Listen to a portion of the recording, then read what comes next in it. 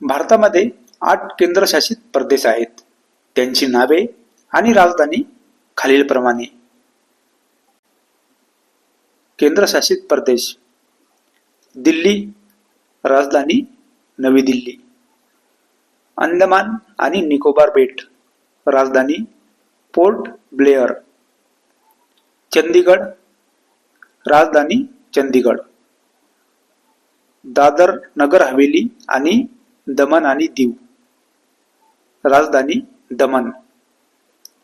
जम्मू आणि काश्मीर, राजधानी श्रीनगर उन्हाळ्यासाठी आणि जम्मू हिवाळ्यासाठी. लक्षद्वीप, राजधानी कावरती. पद्दुचेरी, राजधानी पांडुचेरी. लडाख, राजधानी लेह.